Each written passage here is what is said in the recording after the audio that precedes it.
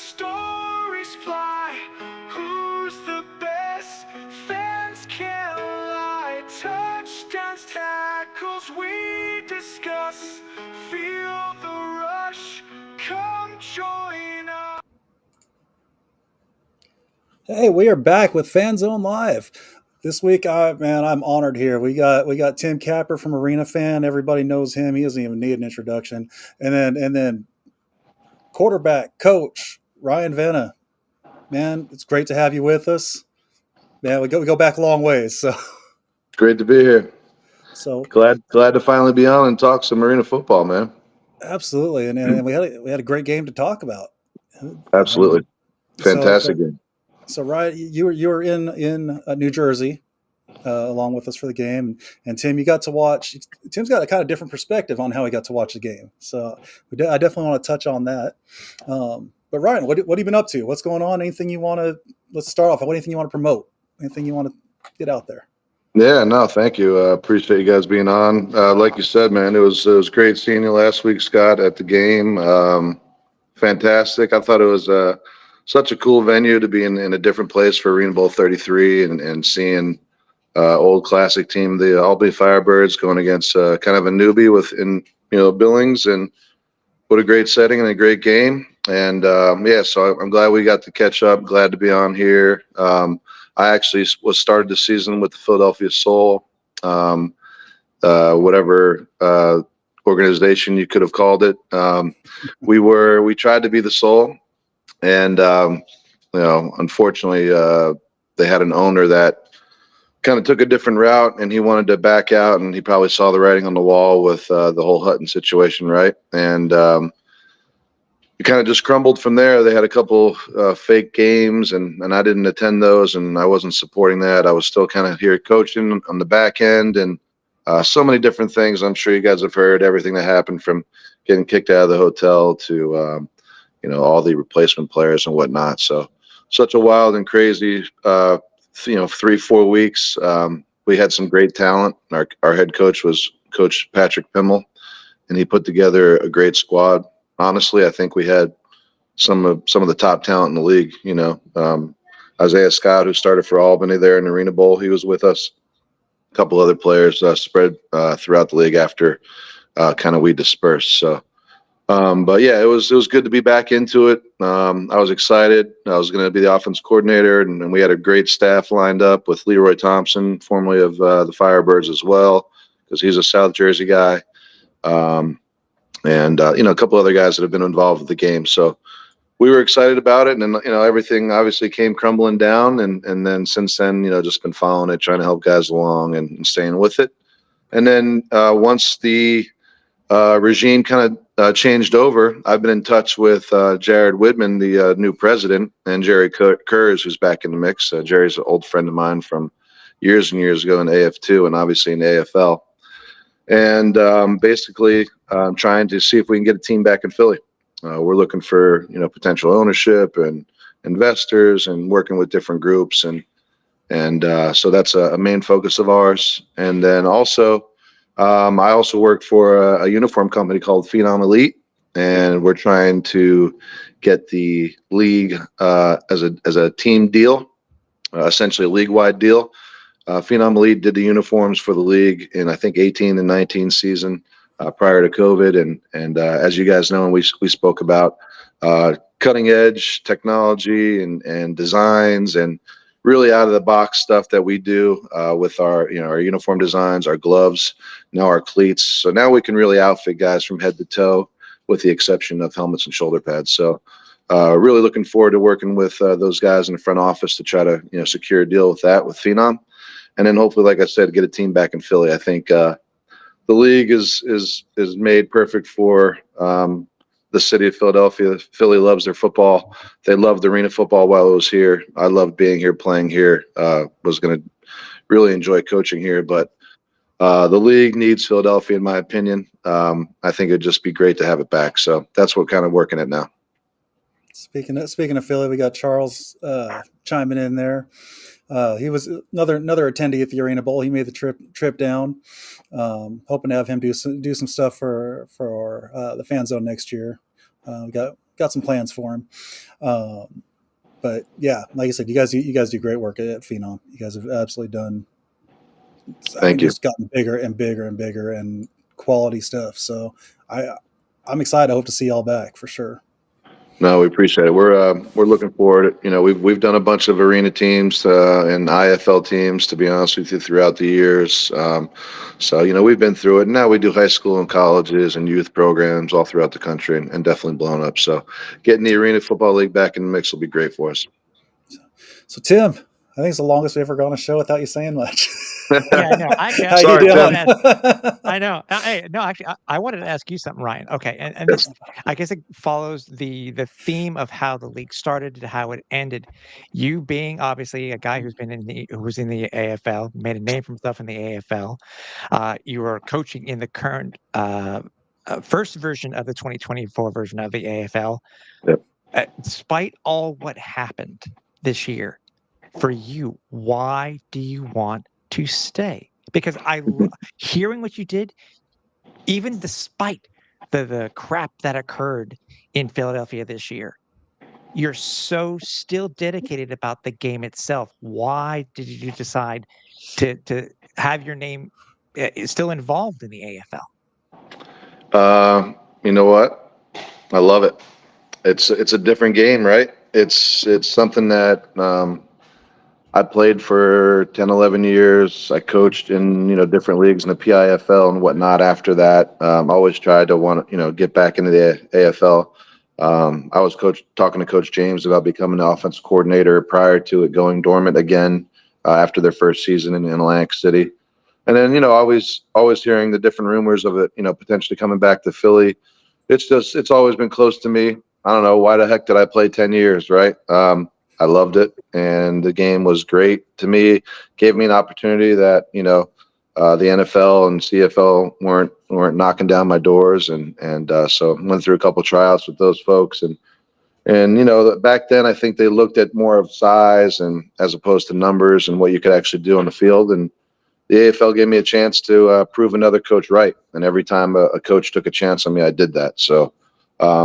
I really just love to give back. I'm a high school official as well here in South Jersey. I've been doing that now for 9 years. I'm also my son's head football coach for his 8U team here in West Deptford, New Jersey. We won our Group 4 championship last year. So, yeah, man, I'm just I love football, and the Arena League coming back in Philly would be phenomenal. And like I said, I think the league needs it. And is it? I would imagine too, with how the large change at AFL HQ, I'm sure made you smile, considering it bringing back people who have had experience in the AFL and who know how to do things right. Because when I heard that Jerry was coming back, I heard that Gary Compton was being involved. I was like, okay, they're doing things right. They're doing things, and it's the way it should have been done from the get go. But I can only imagine what your thoughts were too when you heard that good old Uncle Jerry was coming back, and same thing with Gary Compton. Yeah, I mean, that made the confidence level soar, right? I mean, obviously, once Jeff Fisher was named commissioner, from that move, that point forward, I kind of really felt like, okay, now they're doing the right thing. Look, I'm not going to hold bones about it. Our guys were really screwed. A lot of teams were screwed over. Hutton hoodwinked a lot of people and put guys in positions that they shouldn't have been in, including myself. I was there for 4 weeks coaching, and I didn't get paid a dime. Coach Pimmel put money out on his credit card, never got reimbursed or got paid. A ton of guys lost money. Emery Salmons, who was with me at the game this past week, was a player. He was putting guys up in his house. He was paying for meals. So really, these are all true stories, which are crazy to even think about that should happen in this. But honestly, it was Hutton doing that to these folks and putting and just trying to sell them, an island somewhere that didn't have any water around it, so it was just a tough situation and it stunk. But, like I said, once we heard that those guys were back in the mix, like you said, Uncle Jerry, I've known him for so long. We're so close. We've done deals on the side together with, other leagues and stuff with regards to the Phenom. So I trust him. I saw him at the Arena Bowl. He introduced me to Jeff Fisher. I spoke to Mr. Commissioner Fisher for a while. He's confident that we can get a team back in Philly. He was pissed off, honestly, that all this stuff was happening, and he said he had to step in and do something about it because he loves this game. If you saw his interview during the Arena Bowl, that's all he said, how exciting the game is, how much he loves the game, and that he wanted to do something about it. So he's committed to come back next year, which is great. That gives me confidence enough to want to, renew my love for the sport and try to get it back here. So I think with him and Jerry combined and Jared Woodman now as president, they're getting the right folks in the right spot. And then, like you said, Gary Compton as well. It kind of sounded. So it kind of sounded like talking to these guys during the game. It sounded like it's kind of a package deal. Jerry was coming back. If Jeff comes back, Jeff comes back. If Jerry comes back. So I like that they're wanting to work together and they're wanting to make this happen. Yeah, I mean, I think the name was tarnished, right, for a few weeks there. I mean, and I think probably even still, it's been a little tarnished this year.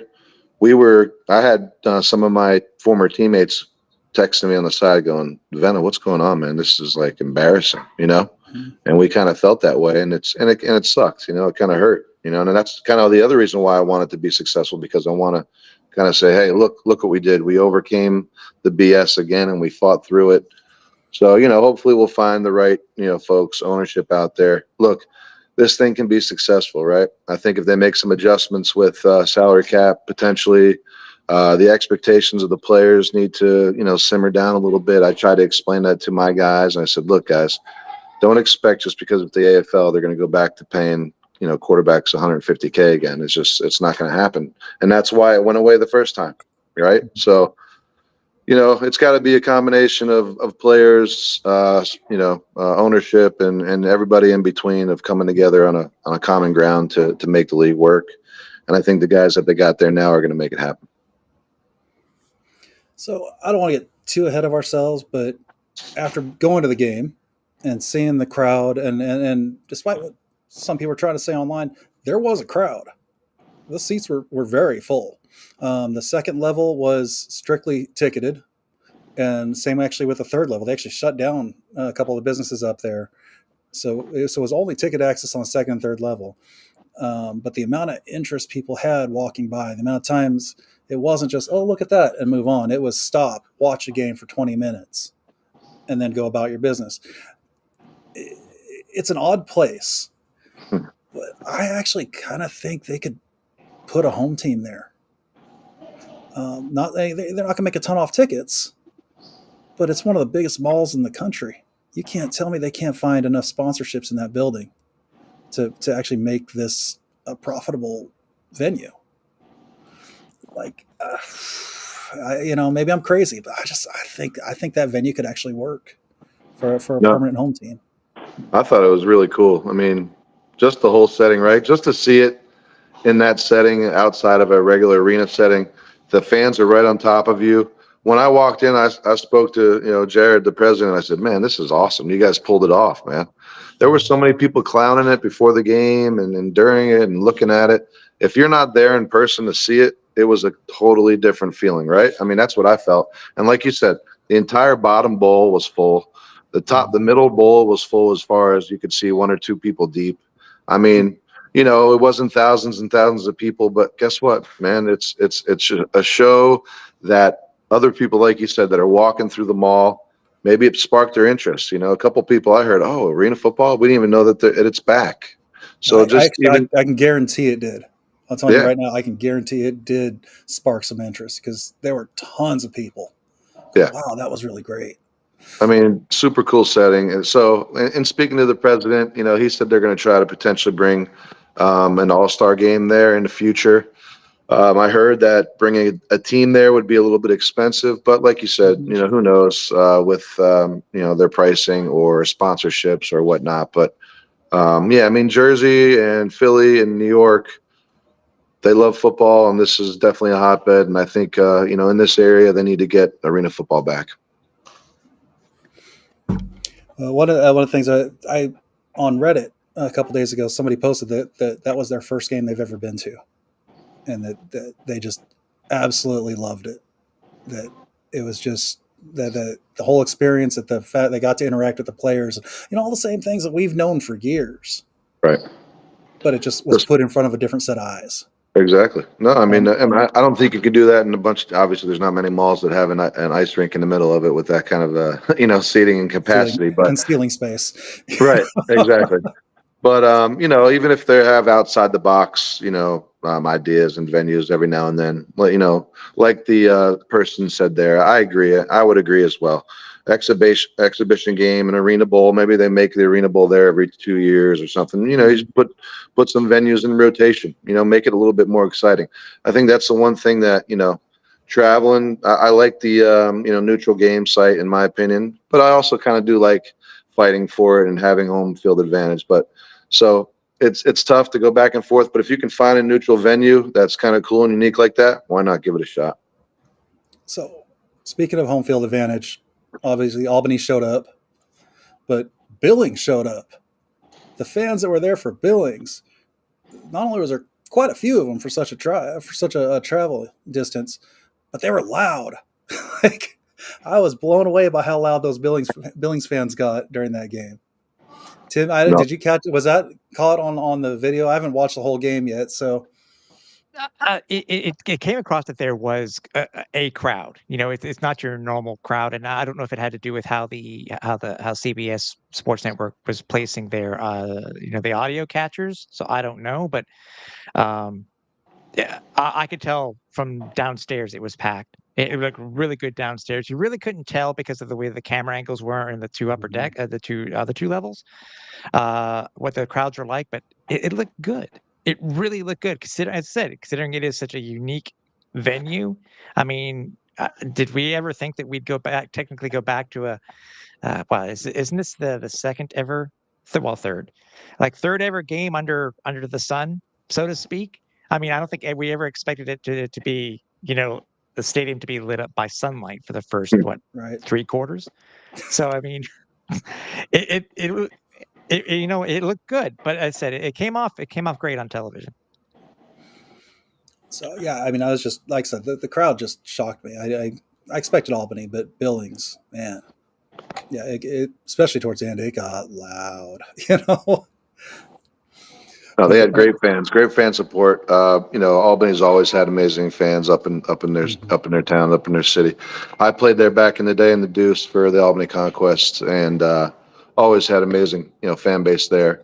And Billings, like you said, they definitely showed out. I think that's when you're kind of the de facto road team because they had to travel further and Albany was closer. I think you kind of lock in a little bit, better, and your fans are there a little bit more louder, right? So. No, both fan bases were great. Turned out to be a fantastic game. Started slow, low scoring, but that's what Coach Cedric Walker's all about. I knew he was going to be a low scoring game. He was going to try to take away Prince, which eventually he did, and they made the plays when they had to and finished. Yeah, I was a little nervous. Great game started out 3-0 at the first quarter. I'm like, oh, this isn't going to present well. This isn't going to show well. Right. But it was tough. It was hard hitting. There weren't the scores, but the drives were there. Right. The ball was moving. But yeah, that defense it was a bend but don't break, like all night long, really on both sides for the most part. No, yeah, great calls both sides. I'm lucky to know Coach Cedric Bonner really well. Played against him and still to this day speak to him. I spoke to him the day of the game there, and fantastic play caller, obviously legend quarterback in the league, and so congrats to him and Coach Ced Walker. Had many good battles against him as well. So, but yeah, they did a great job containing Prince and shutting down and getting heat on Jake, all night long. I coached Jake a while ago in the PIFL when his first year out of college, so I know Jake really well. That dude is tough as nails. He took a beating all night long, kept getting up. You guys probably saw it on film how many times he was limping back and forth and stayed in there, right? And, so he fought through it. It was just a tough night for Albany and Billings. Congrats to them. They did a great job. Well, and after everything cleared out and he's coming up from the downstairs locker rooms, I saw him come out with iced up knee, and I kind of wonder if he was healthier how many of those throws would have been a little more on, and how much like Yep. that might have been a different game real quick had he been feeling better, and be able to step into some of those throws. Yep. No, that time of year, you know how it is, man. You've taken enough hits at that point. They all kind of add up together, and in that game, when you get behind and you start getting hit, it's a different beast, man.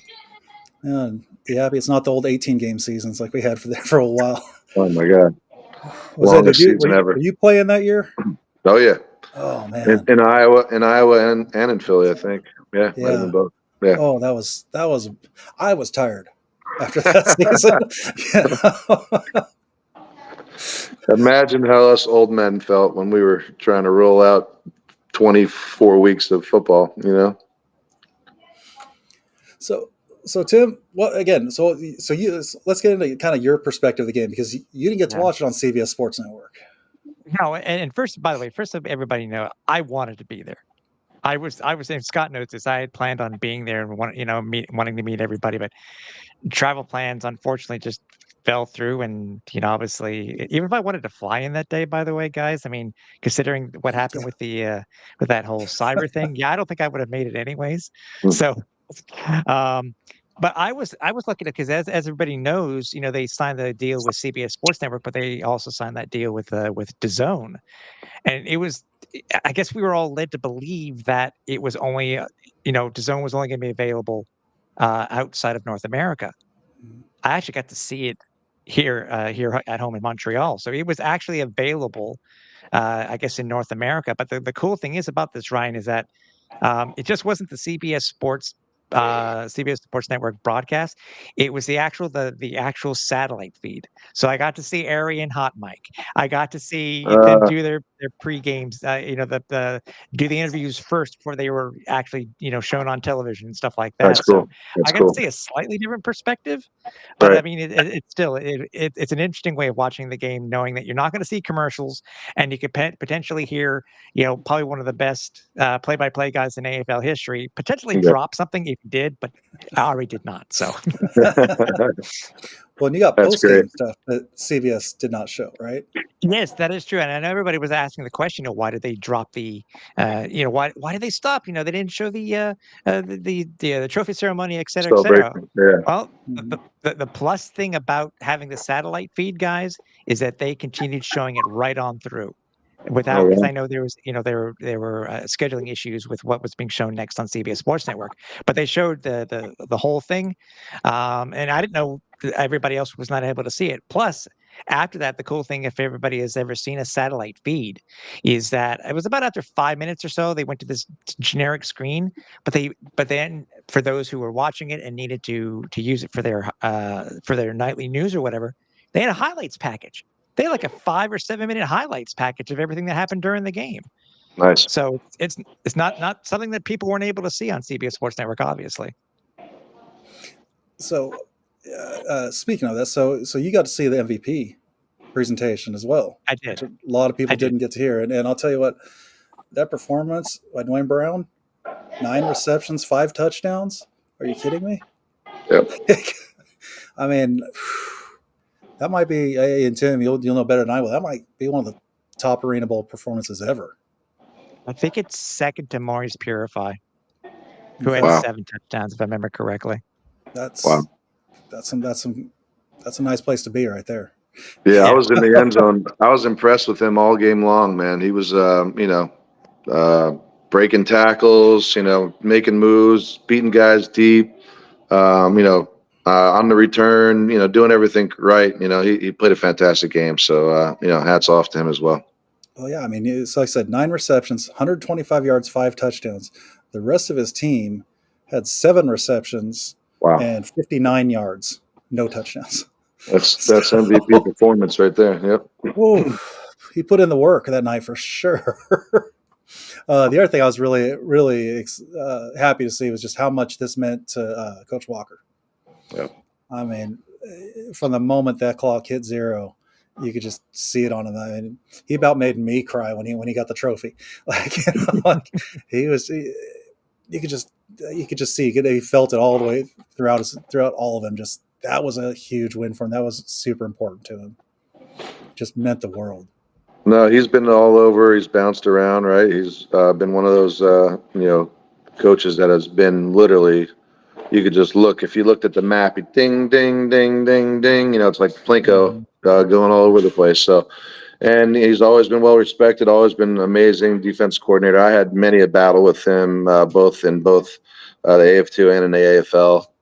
Always respected him as a coach, and yeah, again, congratulations, fantastic job. And speaking of bouncing around, Danny Southwick finally gets a ring after 20-ish teams that he's been on in his career.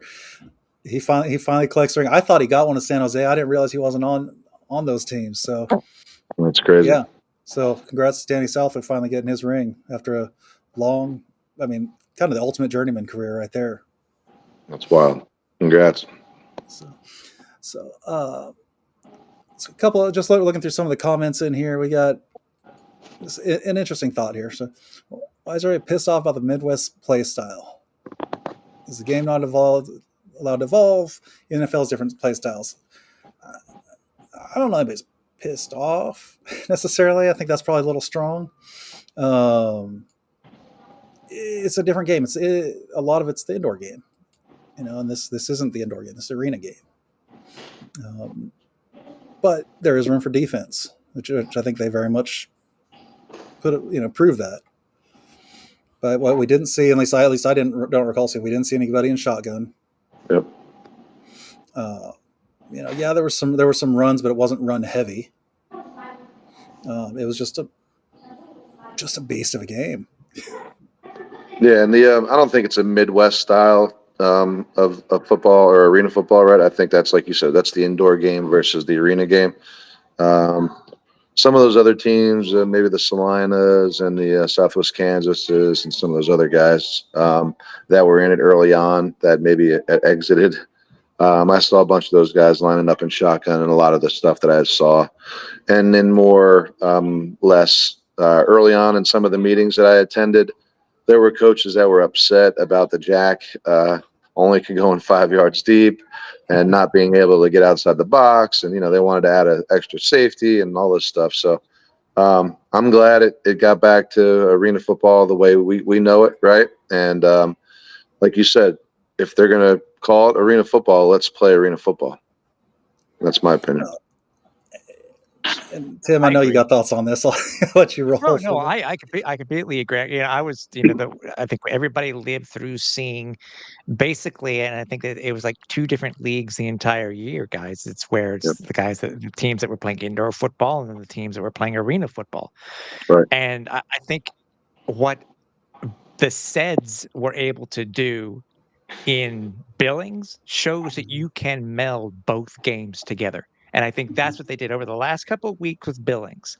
Even though they were built as an arena league team, they had both the indoor and they had the AFL style. But as you saw them go throughout the weeks, they slowly changed. And I think I would not be surprised if we could get Sed Bon in here.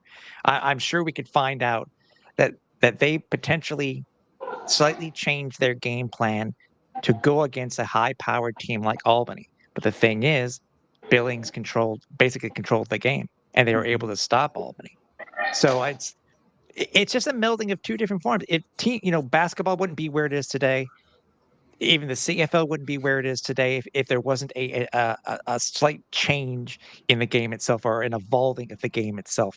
And maybe just this year we're going to see a game where you can have both together, still have 80-point games because we saw what Salina did against Albany, in the semifinal. Salina put up a fight. Salina put Yeah. up a good fight against Albany. I was, Yeah.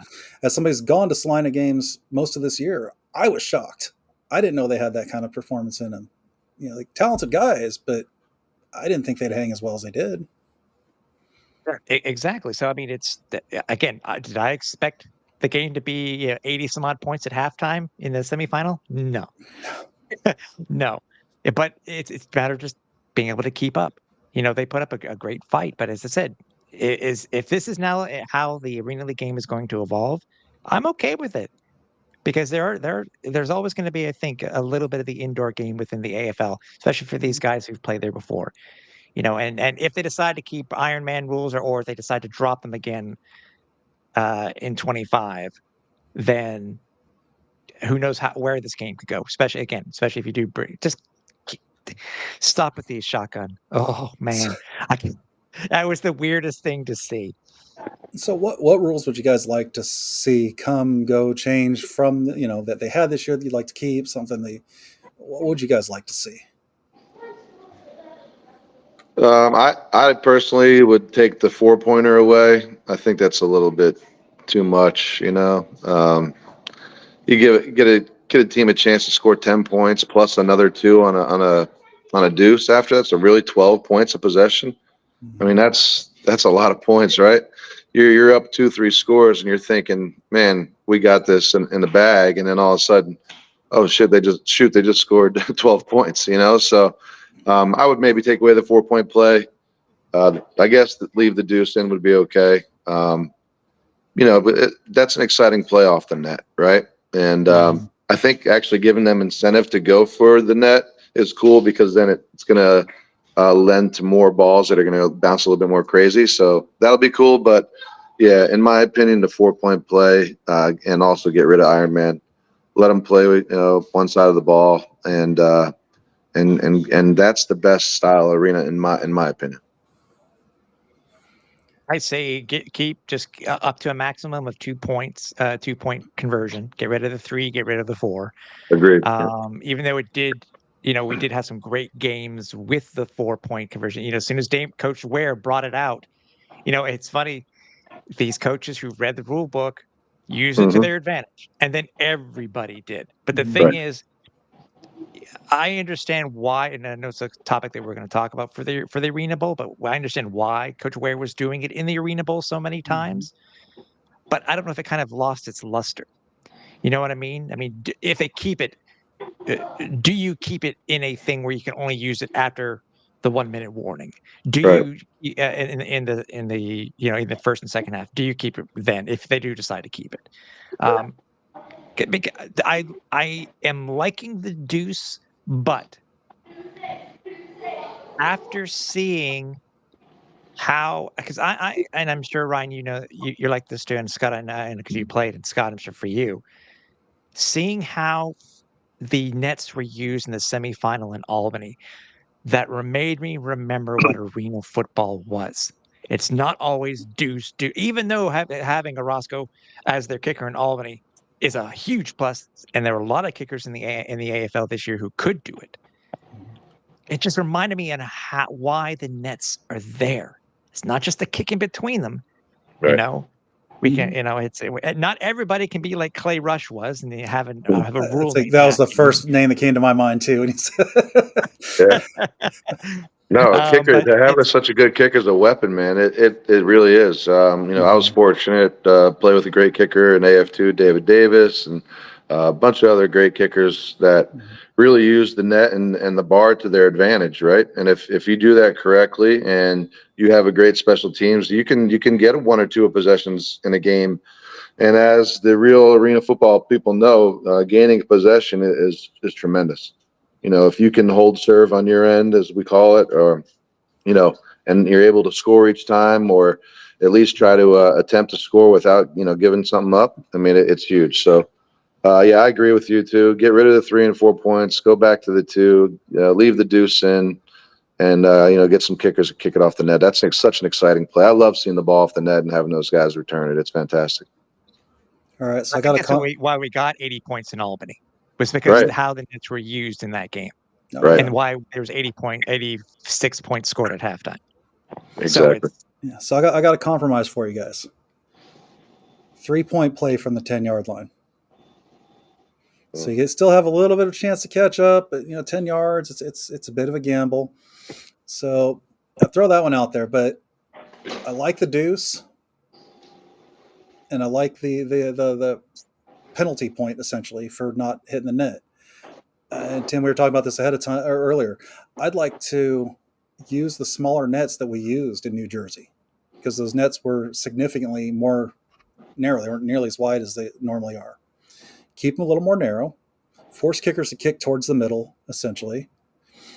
It makes it more of a risk because you can miss wide right, miss wide left, lose that point. Also, that space underneath the crossbar and down the side, the underneath the goalpost, that should also be a penalty. You kick short, you just don't have enough leg in it. Now you just gave up a point when you're trying to get to. So a little risk reward, like I said, little more, make the nets a little smaller, be easier for some of these smaller venues, because it looks like that is a trend. We're going to start seeing smaller venues, smaller arenas, and again, a little more risk. Keep those kickers kicking in the middle, keep those returns coming one way or another. Jack linebacker, don't mess with it. I love the jack linebacker. That's my favorite position. It has been my favorite position for years. I think it just changes the game. I think everybody talks about the nets for arena football. To me, it's the nets and the jack linebacker. Those are the two things that define arena football. Everything else can be messed with, but those two. And I don't need the Iron Man. We're in the era of CTE. Nobody needs to be playing that much every game. Nobody trains for both ways anymore. It was an art, and it's a dead art, unfortunately. So, I agree. I think teams could use it to their advantage. If you do have a guy who can play both ways as a just in case type of thing. Mm-hmm. And by the way, speaking out to Brian Mathern, yes, everybody knew the nets were not regulation. Mm-hmm. But the only reason why they were able to do that, Brian, is because of the new net system. Mm-hmm. And that goes to your point, though, Scott. Yes, we're going to have these new net systems. The teams that actually made the new nets will be around that they could have. In my opinion, if the arena calls for it, yes. But other than that, I honestly would keep the nets the same size. I really would, because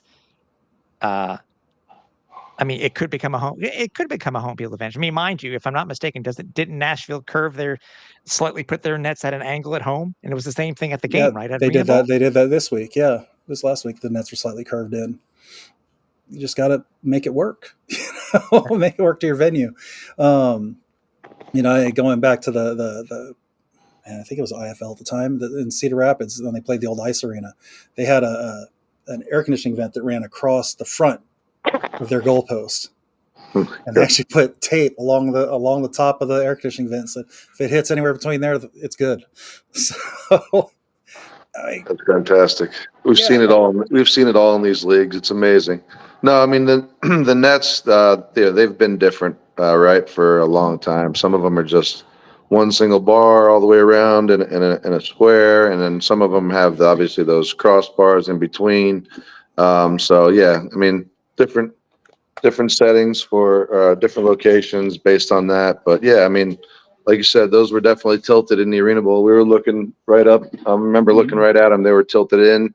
So I think whatever they got to do to hang them in each arena, that's fine. I think it goes on the team at that point, and the players to adjust, right? In my opinion, things pretty standard. You don't want to go too crazy. Do the best you can to make it standard, and then go from there. But so I don't know if they mentioned this on the broadcast, but the 1 point for missing the nets was out for the ArenaBowl because they didn't mention it. They didn't mention the rule change.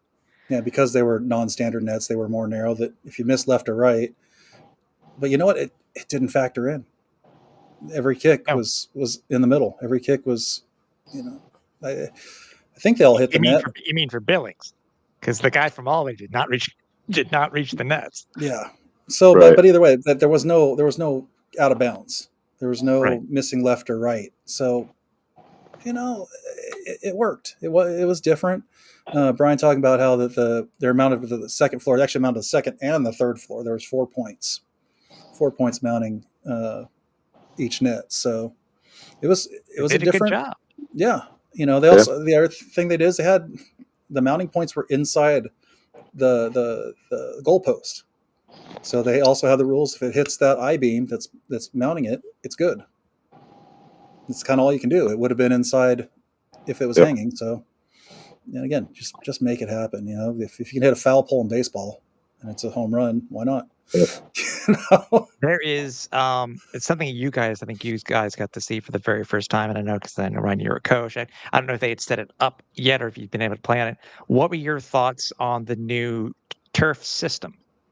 Because only seen it. I spoke with Stephen Titus about the pluses and minuses to the turf system, and it makes a lot of sense. But for you guys being on it for the first time, seeing how it was set up, what's your what are your thoughts on the new nets on the new field system? Ryan, from a player's perspective, No, yeah, I love it. We were on it after the game, and it's a little more spongy than the older turf. It's got a little bit more of a cushion underneath. And what's awesome is they're just like kind of Lego pieces, right? It's like fitting Tetris pieces together. So it's easy to store. They put them on pallets. Then it's literally every one of them is numbered. So and spoke to a couple different guys who said you can literally hold one in your hand, one hand in front of you.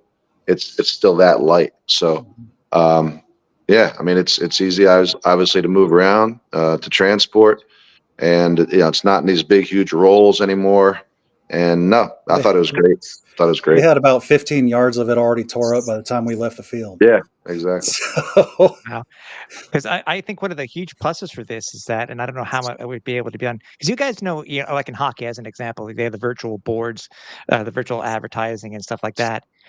I was told, I think it was Stephen Titus who told me this. They're talking about the opportunities with this new turf system is that, say for instance, if you have a second quarter sponsor that's different from the first, you can just go out, change the turf if it's possible. You guys would be able to know better than I would, but change out those particular, 2 or 3 Squares. sets of Yeah, squares rectangles. in the new ad. Yeah. I think it'd be fairly difficult to do mid-game, but game to game wouldn't be an issue at all. I know because Maybe there were easier in the end zone. Yeah, I mean, if you hit the corner or something, because there were issues like when they set all this up, there were guys, kind of okay, hey, there's a soft spot here, one little bit, so they had to go through and fix it up, and I'll get my pictures up here, hopefully soon, but they were meticulous putting this field down. Like there were guys down with rulers making sure things were exactly where they're supposed to be. And we got pictures of these guys just kind of eyeballing it as close as they can. And but yeah, I mean they set it up Thursday. They're setting this stuff up. If that was a rolled up field, it would take 4 more days before it laid flat. Right. So, No, yeah, that's a big part of it too, right? We used to all the time. We'd get out on the field early, go check to see if there's any bubbles, any spots in it, where are they being taped at. This field was completely flat, nice and soft. And I think it gives the ability for, for front offices and ownership to take advantage too. They could take some of those squares and put, sponsorships on them too, right? During the season. So, no, great opportunity for that. Great field system. I think that was definitely one of the pluses for sure. Well, let's take that a step further. You're a sponsor, and you receive a field square with the team's logo and your logo as a thank you gift for sponsoring the team that year. That's cool. Now that goes up on the wall somewhere. Customers come in, they see that. It's pretty cool. Yeah, I mean something like I don't know if that's being done, but man, what a bad idea. Yeah, what a great opportunity. Oh, even how about this? Taking one of those squares and setting it up as if it were a mini field. Put the lines on it across and put their logos in the end zone and stuff like that.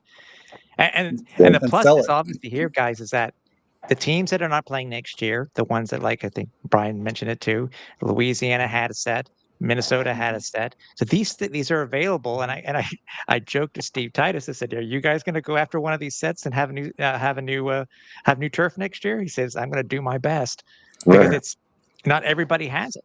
So why not?" Not only that, as Zach pointed out, the NAL apparently chose to drop nets. This is the first time I've heard this. Yep. But if they're dropping the nets, Sioux City has a set of these brand new nets that the rest of the league's using. So there's another whole set of those available for somebody to. They just didn't paint theirs, right, Scott? They left them black, Yeah, I think which really looked weird. And I don't know if the Beef also got them or not. I want to say the Beef also had that same setup, but I could be wrong there. So, let's bring these teams in. Let's go. Let's start signing them up. The only league that should have the nets are the AFL anyway, in my opinion. Mm-hmm. They should also be the only one that could call themselves Arena Football, but right. I'm biased. With you guys being at the game, and obviously I don't know how much you guys saw on television, do you think there were some missed opportunities from the broadcast point of view? Because I could think of a few things that maybe if the league had a little bit more time, they would have been to be able to do something. Because I was quite frustrated with some of the camera angles that were shown on television. It was, how many times could you have somebody up on the upper deck where you have a camera guy come around and you see somebody's elbow or somebody's hand holding a drink? Where were the drones? I wanted to see a drone shot or a makeshift of somewhat, maybe put a camera in the end zone to do that shot down on the, get that unique look looking down on the field. Again, I know it might have been a time issue and maybe a money issue, but I think there were some things left out that I think that they could have easily taken advantage of. Yeah, I agree. And I got there and I'm looking around, and on the four corners, on the side of the field, are 4 carabiners hanging from the sky, and I'm like, we're gonna get a sky cam. Oh, maybe you're talking about this. Yeah. It would. I'm like, and that would have been perfect. No sky cam, just 4 carabiners just randomly hanging up from the ceiling. But yeah, I mean, something like a sky cam would have been great.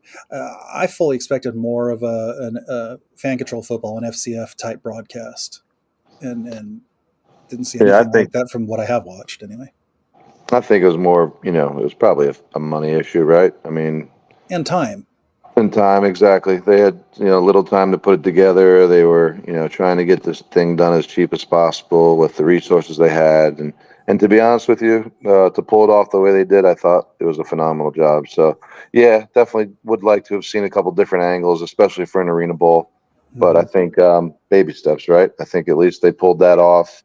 And, I think that's something to look for, for them for the future, for sure, to become more of a fan-friendly, fan-controlled type, because looking at that fan-controlled stuff, that's pretty cool from the technology standpoint. Well, and looking at, again, going back to the building itself, I looked at in Cleveland, at the Arena Bowl in Cleveland, they had on all the glass doors or surrounding the arena, they had these window stickers with the logo, the teams playing. And this is stuff they didn't have time or money for this year. I get it. So, but if they had time, and you could get these window clings on all the doors, all the parking garages in the place, on the escalators on every level going up, and just something simple like that, and you could have that in that building. What's that? Like they did in Baltimore. They did Baltimore, yeah. You just have things like that. The floor stickers. Have some of those things, for the week, 2 weeks leading up to the game. I think you also see a whole different perspective. But again, these guys had limited time. They had limited resources this year. I mean, the guys finishing this season didn't start with any of the cash that the guys started the season with. So, again, the fact they pulled off any of this is absolutely phenomenal. They had they had the advertising on. I was happy that they weren't just black dasher pads. They had stuff on the dasher pads. They had the logos in each end zones, which I think was a nice touch. Hopefully Nashville will, if they're back in 25, will put the AFL logo at center field, which I would like to see. I'm surprised they never did, honestly. Well, Orlando tried it, as we saw, and it looked iffy. Hopefully they'll go ahead and repaint it again. But with this turf system, all you got to do is just that 4 squares or however many squares it takes and just put the logo there. But I was happy with the aesthetic itself on how it looked, because it was bland, nothing in the end zones. But again, as Ryan was saying too, a money issue, I'm sure. But I considering where the league started off, guys, it ended up on CBS Sport. All the playoffs were on CBS Sports Network. All of them were broadcast to the world on DAZN. I don't think fans could ask for anything better, considering how the year started off. Agreed.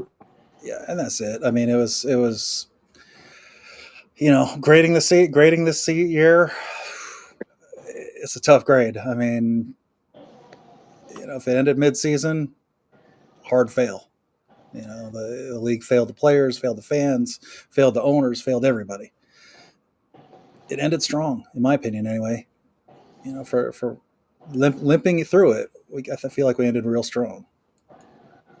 Yeah, it was tough from our standpoint, being in the position that I was in, starting a year, coaching for the first few weeks, and expecting to have this great team and opportunity to, go try to play for an Arena Bowl. And then obviously, once everything kind of crashed on us, it sucked for us at that point. But like you said, to get back on the CBS, to have some really good playoff games, and then for the new president and the new regime, new front office to pull off what they did in a short amount of time, definitely brought it a little bit closer to relevance, in my opinion. I know that there are a ton of haters out there, right? I'm sure you guys have read all about it. You see it all the time.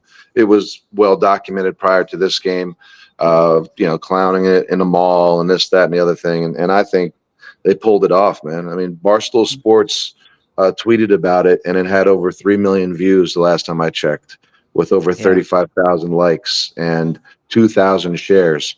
I think that's mission accomplished from the AFL standpoint, in my opinion. I was going to say, Ryan, for you, unfortunate for you at the beginning of the season, it started when you lost your quarterback. Oh yeah, that too. That never helps. First week. Yeah, that never helps. But no, like I said, I think all said and done, C+ maybe on grading the year. Much more to improve on, but finished off pretty strong. Yeah, going into that last game, I was like, yeah, C- ish. They're finishing, so they got at least pass.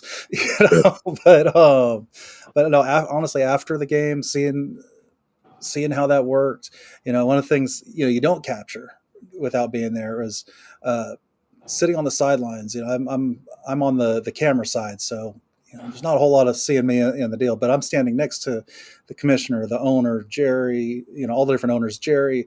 And one of the coolest things was watching these little kids come up against the glass behind us, and they'd stand there with their families, and Crazy John reaches in his little bag of tricks, grabs a handful of silicone bracelets and tosses them up over the glass. And the kids get all excited, and they go home. They go, okay, what is this Orlando Predators thing? And they start looking it up, and they Google. Yeah, so there's a couple people got a free show that night, but it'll pay off. It'll pay off in the exposure. People went home and talked to their family and friends about what they saw in the mall that day. Yep. And it wasn't, what was this crap?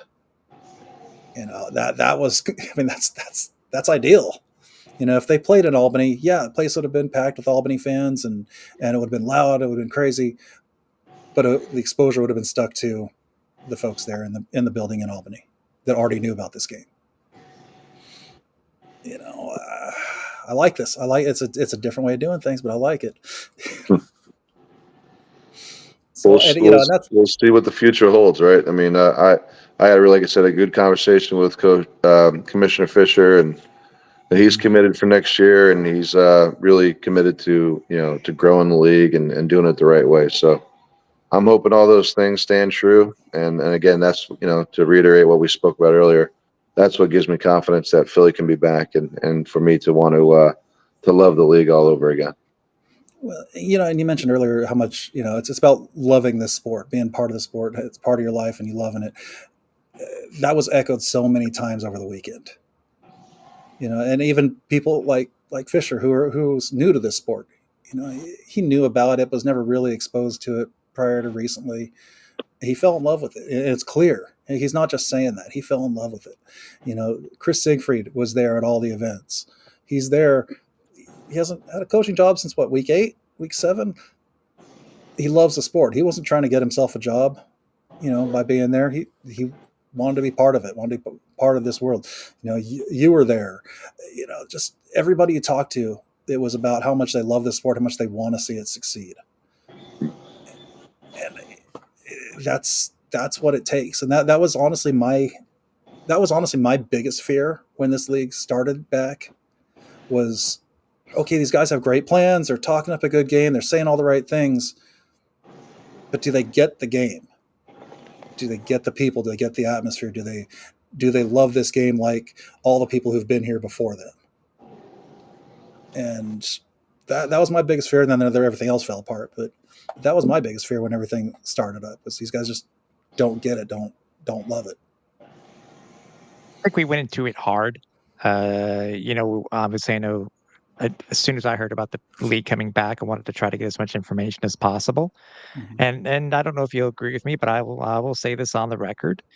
When it came to what we were told from Lee Hutton, I'm embarrassed to say I got duped. I did, and of all the amount of time that I've been covering this league for the 2+ decades that I've been covering the game, I never thought I'd get duped like this, but I did. Mm-hmm. Lee Hutton duped me. He duped many others, but look at how it ended.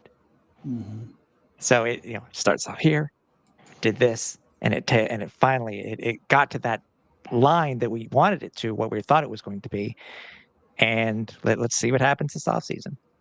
And that's just it. We all got duped. We all got, I mean, somebody said, oh, I knew all along this was not, and y'all didn't know. And the people that are saying that weren't the people that talked to Hutton and all these guys. If you talk to these guys, you were bought in. I mean, Stephen Titus isn't an idiot. Folks in Albany aren't idiots. I mean, these other guys. The amount of named former AFLers like yourself, Ryan, and others who came into this league, they came in for a specific reason because they were sold something. Mm-hmm. Yep. The problem is, it fell through, and it showed promise with the people who used to be in the AFL and played in the AFL and used to coach in the AFL. Were still willing to come back 5 years later. Mm-hmm. And let's hope 25 is better. So far, it looks good. I'm hoping G6 can do what G6 can do. Shout out to my fellow Canadians, but I mean, let's see what G6 can do. If there's a G6, I didn't see a lot of G6 representation this weekend, so we'll see what that means. I don't know the full story, but I'll just say reasons. Certain reasons why you aren't in a country is maybe you can't get into the country. I don't know that's fair enough. That's all that I've heard. I said I can't speak to it really, but that's what I heard. And if Chetty wants to say something, by all means, please set the record straight. We'll be more than happy to. He's been a good guy to me. I've got nothing exactly but good things to say personally. So I mean, and Anthony Rossi too. So whatever the reason is, if that's the reason, that's the reason. There are many people who can't get into different countries for certain reasons. So we got to get them on board with this. It's a culture. Arena football is its own culture. We've seen it in chat. Arena football family. It's a thing. It's those who have gotten deep into it are deep into it for a reason. And you get new owners, new people up at the very top. Like Butera, perfect example. Smart guy, never really bought into the culture of the sport. Mm-hmm. You got to have the right people that get the sport and get the culture around it to really make this successful. And I think we got it. At least as of right now, the way things stand today, I think we've got it at the decision making point. So, hopefully Chris, from a personal level, I hope Chris is still involved. He's, like I said, he's been great to me personally. Yeah. So, and by the way, Brian, no comment. I don't want to hear about Green Bay's owner. I have things I need to say off air about that. I know. We were as a league. We were on CBS Sports Network 5 times. We were, So yeah, I we mean, were on there is Zone. that. We weren't on caffeine TV. Where's caffeine TV? Oh, wait a minute, they don't exist anymore.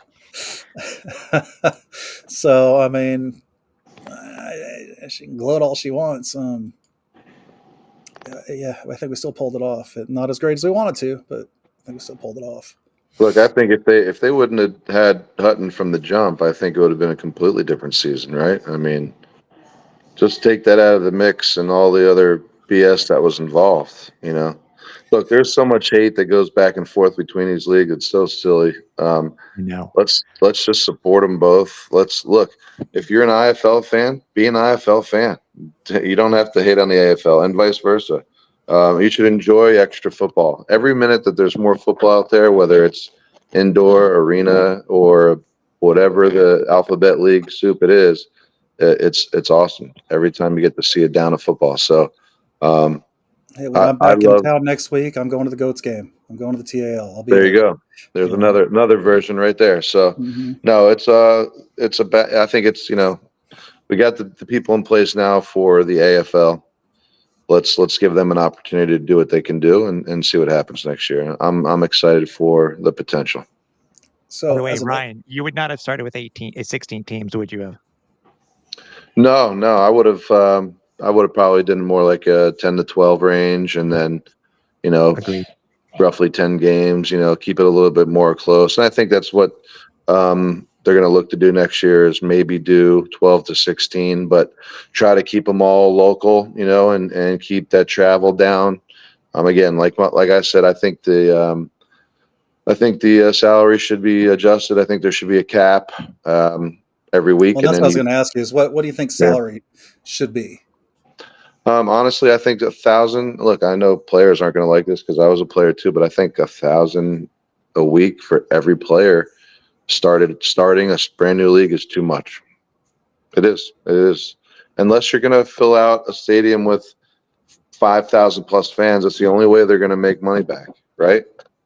Otherwise, you're going to have all these ownership, and that's why the Arena League failed the first time. It's not because of anything else other than they couldn't really afford to continue to lose money and pay the players what they wanted to. Back in the day when we played, guys, it was awesome. You play arena football and guys are making 60, 70, 80, 100, 150, 200K. But to play arena football, it was phenomenal, So, but again, ownership couldn't sustain it. Was it a better time for the league? Sure. Were we on NBC, ESPN? Yeah. So those things certainly mattered. And I think it'd be great to get back to that point, certainly. But maybe use a salary cap, pay the guys what you think you could pay them, and then kind of go from there, in my opinion. I don't know what that number is, but I think if you have 21 guys on a roster, 21K, if you want to make that your salary cap or lower it a little bit and then adjust from there. Give the owners an opportunity to try to get a base to get going. So one thing Zach commented here is it's got to be out of more than 250 a game. That's one of the things Agreed. that stings me about the IFL is they had 5 years at the top of indoor football, and they still paid their players $250 a game, like legally pay $250 a game. To me personally, I think it's $400. I think that's the minimum. That's $10 an hour for a 40-hour work week. That's horrible. I hate to say that's, but I think that needs to be the minimum. That's an okay wage for full-time work. $250, that's less than minimum wage. Yeah, that's and not right. I played in the Deuce for a long time for $200 plus a 50 win bonus. And look, guys are able to do it because they don't have families, right? They don't have the big bills, the homes, etc. So, that's why guys do it, honestly, and ownership and leagues are able to get away with it. But I agree with you, 400, and maybe have like they used to do in an AFL 2.0 version, I think, where the majority of the team gets X amount and maybe have 3 franchise guys, right? And you pay them a little bit more, and then you kind of evolve from there. I like that model that they had. That's when I was in Iowa and Philly towards the end of my career. They had that model, and I thought that was pretty successful. So, I think it's just a matter of trying to find that balance, trying to find the right venues, and the right ownership, and it'll come back. And you got to find the sponsorships. I think the guys they got in there now are going to do a tremendous job. And speaking to the president and Jerry, they got a lot of things that are cooking up right now. So it's going to be exciting. I say one Does thing they anybody need. know what the amounts that the players are getting paid for the playoffs and what their if they had a bonus for the Arena Bowl? Does anybody know? I haven't heard a thing. I didn't hear anything with regards to salary changes. I'm assuming it was probably the same all the way through. Yeah, Just another game, essentially. Yeah. But one thing I'd like to see from a league-wide standpoint, and they had this in Billings, and I'm not sure if Albany had it as well, but I don't know if you've seen those loud cups. Y'all seen those things where you blow into it and it's made a little horn, but it's also a cup. So Billings had those. That needs to be a league thing. That's just flat out every team needs to have their own brand loud cups that they're selling in their stadium. It's just a very simple, very cool, very easy thing to do. That people just eat up. Get them as a sponsor of the league. Buy a bunch of product from them, slap your logos on it. Let's get that stuff out there. It's quirky, it's cool. It's just like the league itself. Let's make stuff like that happen. And do it when your team's on defense. Yeah. Just not on offense. Please, absolutely. We had that pretty well figured out in Iowa with the cowbells. Oh man, we got crazy with those cowbells in Iowa. Our fans are catching slack for it up here in Montreal with the horns because we're talking about where the sound microphones are placed. It's right there where they're sitting, and everybody's like, either you're like, I can't watch the broadcast now because too many horns, or like I don't even notice them. Us in stadium, we don't notice them, but the people on TV, it's either you like them or you hate them. So that's like the drones in the USFL that were just constantly buzzing during the entire broadcast. Oh, really? That drove me nuts. I couldn't watch a game. It was just constant. Bzzz, all the more reason for a sky cam. Mm-hmm. So, anyhow, guys, I just kind of want to get a quick recap. Where have we been? What are we doing? You mentioned how many teams to start with. Yeah, like you said, 10, 12, something like that. Honestly, you could have 50 as long as you have the ownership that's all committed, and they didn't. They didn't have stuff locked down. That's why they announced 16 cities that they didn't end up going into. That's why they, way more over-promising and under-delivering.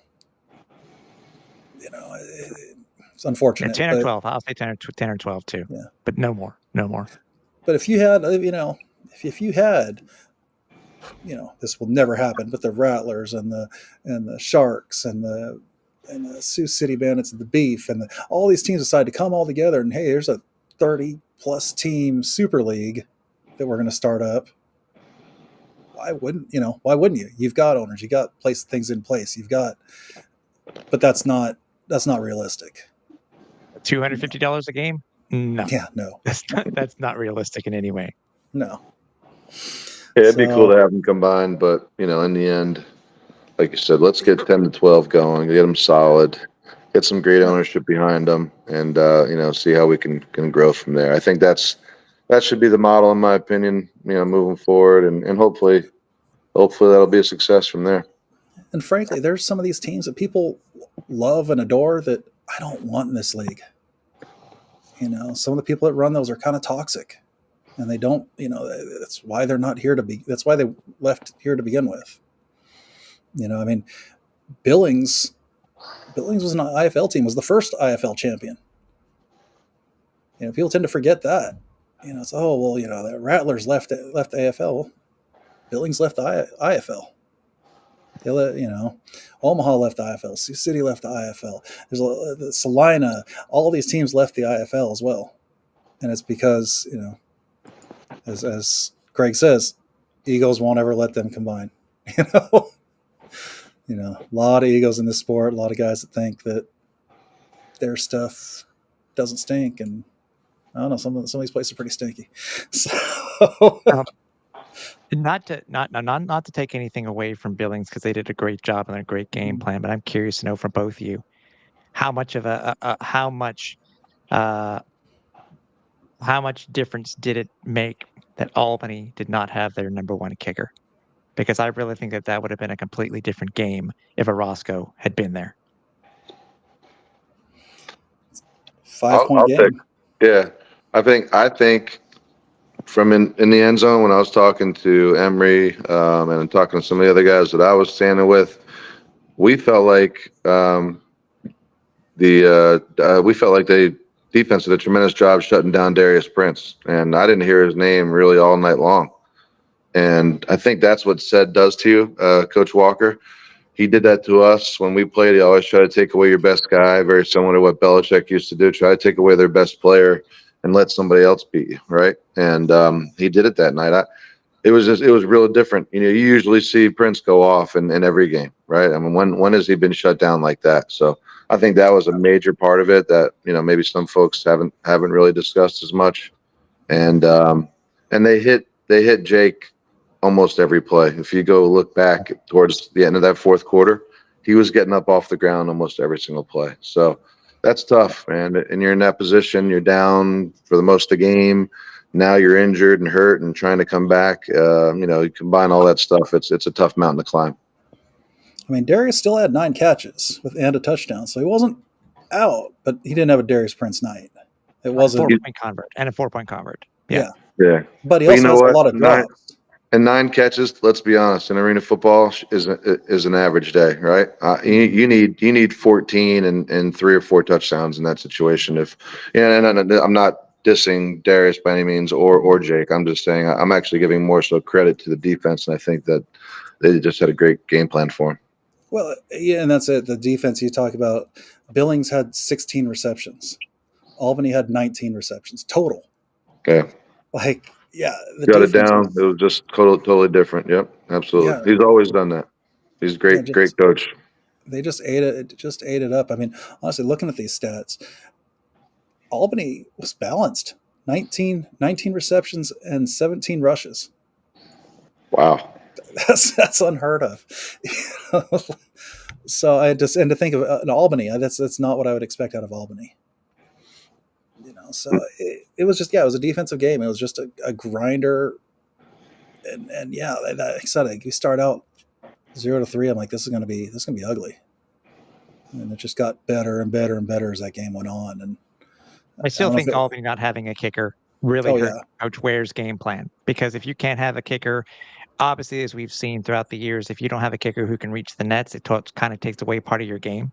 Mm-hmm. And that's really what's the case. And you can't fault the kicker. You can't fault them. I mean, look who suggested that Albany sign him. One of the kickers of the AFL. Suggested him, but it just took away the deuce from Albany. It took away the bar balls, et cetera, et cetera. But again, not to take anything away. Because I thought it was funny near the end of the game, and these guys in here, Ari was talking about, well, if Albany does this, gets a 4-point play, and then gets a deuce, and I'm thinking, Ari, I know you're just commentating, but there's no way in hell Albany was gonna get a deuce at the end of the game. There's no way. No way.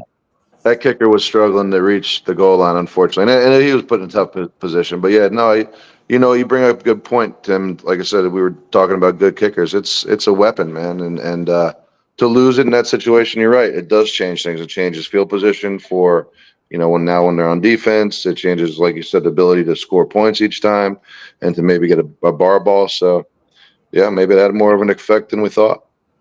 I said at the beginning of the year, kickers and experienced coaching staff are going to be the big things this year. It's funny how you go from two games. You saw all the bar balls. You saw how the nets were used in the semifinal for Albany. Completely different, obviously, for different reasons. Obviously, in the ArenaBowl, but I mean, it's again. Who would have thought that we would be talking about a potential change? This minor, what everybody would think would be a minor change in regular football is a kicker, not in this game. Not in this game in any way, shape, or form. But again, nothing. They did what they needed to do in Billings. They shut them down. They really did. Even if Albany went for just extra points at the end of each touchdown, instead of going for 4 on multiple occasions, it's a 5-point game. Yeah, they'd be right there. Yeah. Yeah, I mean, but the other flip side to this is, let's say Jake's knee was healthier and Orozco was healthy. You also got to think Billings is going to change your game plan.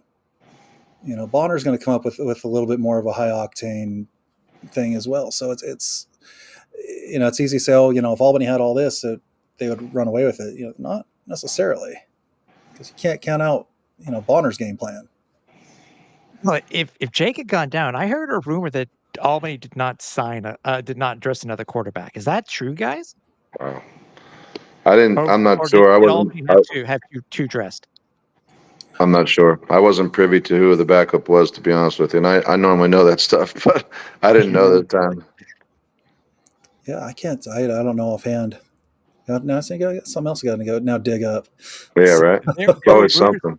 There were rumors swirling that Albany had re-signed Malik, and that who was the number 2 most of the year? I want to say Zebanewski, but that's not who it was. Yeah, I know who you're talking about. I'm drawing a blank. It's been a long season. Supposedly, again, I don't know if anybody can confirm this, that they only had one quarterback. But Albany didn't have a second. Wow. There we go. So we'll take your word on that one. So, there you go. Yeah, that's tough. Down, I mean, what do you do? What do you do in that situation, right? Yeah. And he was hurting. I mean, you could tell he was hurting. So, DP backup? Has DP ever played quarterback? I want to say he probably would have been. He probably would have been it. I mean, that's from what I've seen. Right. There you go. Yeah. There we go. Yeah. So yeah, I want to say we've seen him at quarterback at one point. I can't remember. I don't remember the situation, but I want to say he has come in at some point. I have to dig through the ArenaFan stats. Lewandowski was not dressed, and Malik Henry was on recallable assignment. There you go. Well, guys, that's a risky proposition, not dressing a number 2. That's for sure. Well, and I don't think his knee was healthy going into that game, so that makes it even more risky. Well, coming out at halftime with a brace, that said it right there. Right. So I mean, yeah, that's. I don't know that I would have chanced that one, but at the same time, it's a championship game. Yep. Who else are you going to trust at that point? So, it just kind of is what it is. And like I say, you lose your kicker there right before the game, and you're just got a double whammy. So, no, I mean they fought hard. Billings fought hard. It was, like I said, just fun, just straight up fun the entire night. So, guys, again, I don't want to keep you all too long. But I want to do this again. Let's do this again next year. Let's have another party, bigger party with more time to plan it. Hopefully, I'll have a team. Hopefully, I'll have a team in Philly or somewhere around here, and I'll be in the ArenaBowl. That's my plan. We'll see what happens. Let's do this. I've been to Philly for a game. I'm willing to do that again. So calling all potential ownership. Let's talk. Let's get on the horn. Let's make it happen. Let's get Jaws back. He loved this game. I know. I would love to, man. Love to. I know he was a little unsure, wanted to see something stick through, but I think I have a feeling with this group running it, we got a chance of getting Jaws back. We'll see what happens. You know what, though, guys? It's guys like you that have helped the league succeed, and we appreciate it from former players and coaches, and thank you for putting us on a platform like this and showing our game some love. So from my standpoint and from all the former players and us folks, we appreciate it. So thank you. So, thanks for being around. Thanks for getting the game, getting the people, getting the culture of it. There's that tier of players and coaches that Tim and I talk about all the time, that they just get the game. And get the culture of it, and you're definitely one of them. With some, we can say thanks, Ryan, for playing, because if you hadn't played, dude, we wouldn't be able to hear. Exactly. Mm-hmm. I appreciate it, guys. It was a joy. Trip up to Iowa worth those 3-hour drives up. So. Yeah. Oh man, such fun. No, that's, what? I love this game so much, guys. And that's, I know we talked about it earlier, and I know that we're running through here. But I love it. I'll always love it. Any opportunity for it to come back, like it used to be would be a blessing. So, you know, I'm going to keep fighting the good fight, and hopefully we'll get it here somewhere soon, you know, and hopefully I'll be a part of it. So again, thank you guys for having me, and love to be back on again for sure. Thank you. Definitely. And yeah, if you can hang on for just a second, I'm going to run our outro. If you can hang on. Yeah, absolutely. Catch up when they're done. Tim, appreciate it as always. Love having you on. So it's always fun. All right, guys. Thanks for everybody tuning in. Thanks, Tim. Thanks, guys. We'll have this up on the website soon, and for the replays, and hopefully we got some news coming in the next couple weeks, months, and can do this again. So, all right. Thank y'all, and we'll be doing this soon.